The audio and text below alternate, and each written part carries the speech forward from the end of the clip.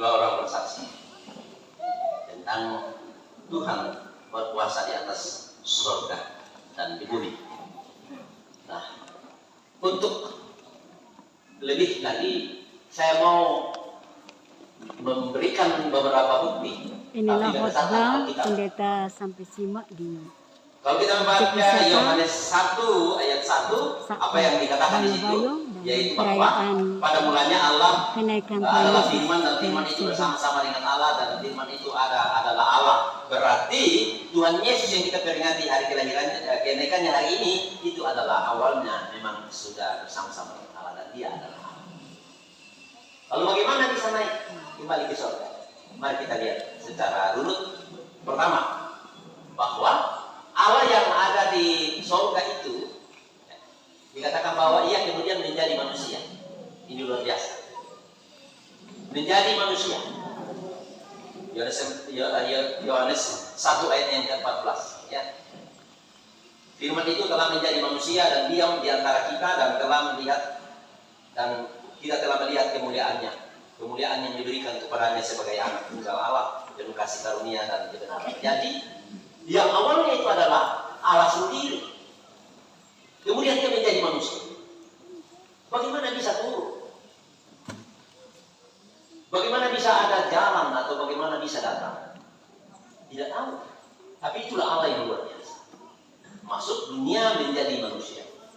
Dan di dunia ini selama pelayanannya, kita melihat bahwa Yesus berkuasa di atas bumi ini. Beberapa aspek yang kita bisa lihat. Pertama, di bidang kesehatan. Di bidang kesehatan, Yesus telah menunjukkan bahwa Ia menguasai dunia kesehatan lebih dari para medis, para dokter yang begitu hebat. Karena apa? Beberapa orang sakit itu disembuhkan. Hanya dikatakan sembuh, berdiri dan sembuh. Itu luar biasa. Itu bidang kesehatan. Jadi dikuasai. Lalu kita lihat dalam bidang ekonomi. Kalau kita ini hadir, ya sekitar 200 orang, ya mungkin lebih. Karena di Turki saya kopi 200 ternyata tidak ada di bagiannya, ada yang tidak di bagian. Berarti di bidang ekonomi kita bisa bayangkan kalau yang ada di sini ada bungkusan di depan, kalau hanya satu kantong, cukup enggak? Hah? Oh enggak. Tapi Yesus 2 ikan, 5 roti cukup untuk 5.000 orang. Lebih malah. Itu dalam hal ekonomi Dia kuasai. Sehingga kalau Dia kuasai tentang dunia ini dalam bidang ekonomi, tidak perlu kita khawatir tentang apa yang kita akan makan. Minta saja kepada Yesus, Dia akan mampu memberikan kebutuhan kita yang tak terduga. Itu yang ketiga. Yang ketiga, selama pelayanannya kita melihat bahwa Ia menguasai iptek yang luar biasa, lebih daripada yang diciptakan manusia sekarang ini. Ya, karena satu hal yang sangat mendasar, kalau sekarang ini kan air laut itu bisa diproses menjadi air yang bisa diminum, ya kan? Itu melalui mesin. Tapi Yesus lebih daripada itu, air bisa jadi apa? Jadi anggur. Itu hal yang susah sekali dibayangkan. Berarti lebih daripada apa yang dilakukan oleh manusia itu dalam bidang itu. Dia bisa saja melakukan hal yang di luar kemampuan manusia. Nah, kalau dalam bidang kekuasaan dan kehebatan itu, ya, kalau di dunia ini orang itu hanya mampu menyembuhkan penyakit itu pun kalau memang masih mau sembuh. Tapi Yesus, jangankan orang sakit, orang mati saja dibangkitkan. Jadi itu menunjukkan bahwa di dunia ini setelah Dia turun, Dia kuasai semua ini. Jadi tidak perlu kita khawatir Bapak Ibu. Ya, kita yang ada di sini yakin bahwa Yesus sanggup melakukan segala perkara dalam hidup ini. Amin. Tidak ada yang tidak dapat dilakukan. Semua bisa dilakukan. Orang mati saja dibangkitkan. Bahkan di dalam bidang sosial Dia juga kuasai, dan itu kita harus teladani. Ialah apa? Dia tidak memilih-milih orang. Kalaupun orang Yahudi, kenapa kamu makan bersama-sama dengan pemungut cukai? Tapi Yesus apa? Tidak peduli. Dia makan bersama-sama dengan pemungut cukai. Dia kuasai bidang sosial. Dia bisa bergaul dengan siapapun. Itu Tuhan Yesus. Yang juga akan menjadi bagian perenungan kita untuk bagaimana kita bergaul dengan siapapun dalam kehidupan. Nah, jadi ada banyak hal yang bisa kita buktikan bahwa dia menguasai alam ini, ya, alam ini. Lalu lebih lagi bahwa bukan hanya hal-hal seperti itu, tapi dia sendiri menguasai segala-galanya. Karena apa? Kematian saja ditundukkan, ya kan? Dia bisa bangkit kembali dari antara orang mati. Begitu hebat Tuhan kita Yesus Kristus itu. Nah, itu menguasai dunia ini. Banyak sekali kalau kita mau bercerita tentang itu. Lalu dia berkuasa di surga, di bumi dan di surga, atau di surga dan di bumi. Kita bisa bayangkan, setelah semua selesai, dia sekarang naik ke surga. Ada yang tiba-tiba datang di sini tadi? Nggak ada ya? Tanpa mobil, tanpa motor? Ya.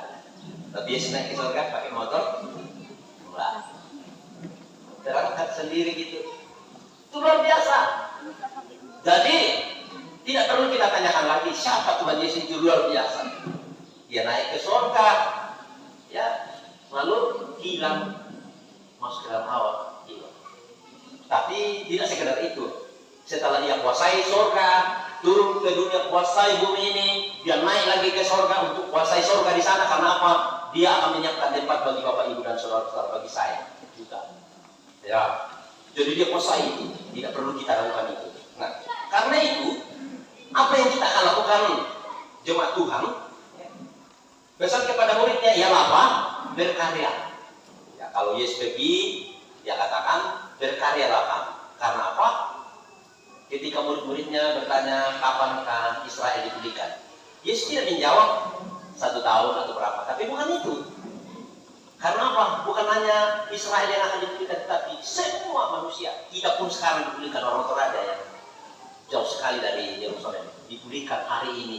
Kita boleh ada di sini berkumpul, daripada bersama-sama menikmati sukacita merayakan hari kenaikan Tuhan kita Yesus Kristus.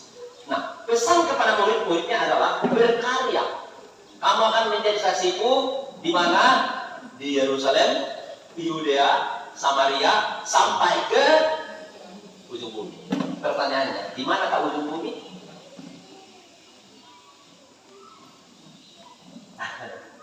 Susah, ujung bumi. Ya, jangankan ujung bumi Bapak Ibu ya. Di wilayah jemaat Bethlehem Parangko saja, ya, kita disuruh mengerjakan sebuah pekerjaan, aduh susahnya. Ya, gereja terlalu dekat, jalan kaki tidak 1 jam, tapi begini seperti terlalu berat. Ya, tapi ya puji Tuhan, ya sudah mulai jemaat semakin menyadari bahwa oh ya penting untuk kita bersaksi. Jadi bersaksi dari Yerusalem, Yudea, Samaria sampai ke ujung bumi. Itu pesan dan sebuah perintah kepada para muridnya. Jadi jemaat Tuhan sekarang ini, mari kita gambarkan. Kalau Yesus itu berkuasa di sorga, kemudian turun ke bumi, menguasai bumi, naik lagi ke sorga. Berarti sekarang ini kekuasaannya, baik di atas maupun di bumi. Apa yang kita akan lakukan? Ya, kita lakukan ialah bahwa hiduplah dalam pengharapan di dunia ini dan juga untuk di sana. Dan pengharapan itu kita letakkan di dalam Yesus Kristus yang kita rayakan hari kenaikannya hari ini, yang menguasai bumi dan di surga. Jadi kita akan hidup dalam pengharapan itu. Karena itu jangan sampai pengharapan kita hanya di dunia. Yang betul dari Pak, ya perlu kita kerja dan bekerja. Ya saya katakan, mari kita cari uang sebanyak-banyaknya. Kalau masih bisa bertani dengan sebaik-baiknya, semua itu lakukan. Ada pengharapan supaya hidup ini di dunia ini menjadi lebih baik, tapi jangan hanya itu. Karena apa? Mari kita memiliki pengharapan, yaitu di dunia ini dan juga di sana. Karena Yesus pergi menyiapkan tempat bagi kita sekalian, dan dikatakan Ia akan datang kembali. Kesalahannya adalah kalau datang kembali kita tidak tahu siapa yang akan ada di sana. Ya, kita berharap bahwa semua yang ada di sini semua akan ada di dalam rumah Bapa bersama dengan Kristus dalam kemuliaannya nanti. Amin. Ya. Semua akan ada di sana. Kalau seandainya kasih tanda apa ya, nah buka iyo, dibuka siang nggak bisa dibuka lalu masa kita. Bersama kali dibuka. Tapi ya, makan lagi persoalan kita itu, persoalannya dan urusannya Tuhan. Yang penting sekarang, mari kita memiliki pengharapan di dunia ini. Bahwa mari kita bekerja, jalani dunia ini dengan sebaik-baiknya. Supaya kita hidup nyaman, kita hidup bahagia, ya. Lalu memiliki pengharapan untuk masa yang akan datang, untuk bersama-sama dengan Kristus Yesus dalam kemuliaannya. Nah, jadi terakhir ialah apapun tekanan Bapak Ibu, ya. Apapun beban hidup yang Bapak Ibu saudara alami atau berbagai tantangan, kiranya itu tidak membuat kita kehilangan pengharapan. Sekali lagi, apapun beratnya, bagaimanapun beratnya tekanan, beban hidup atau berbagai tantangan, jangan itu membuat kita kehilangan pengharapan. Tapi dalam kondisi apapun, mari kita tetap memiliki pengharapan yang kuat di dunia ini. Dan juga pengharapan untuk hidup yang kekal. Karena itu, selamat bersama-sama merayakan hari kenaikan Tuhan kita Yesus Kristus yang sudah naik ke surga untuk menyiapkan tempat bagi kita sekalian. Kita tepuk tangan untuk Yesus yang telah naik. Tuhan memberkati kita semua. Haleluya. Amin.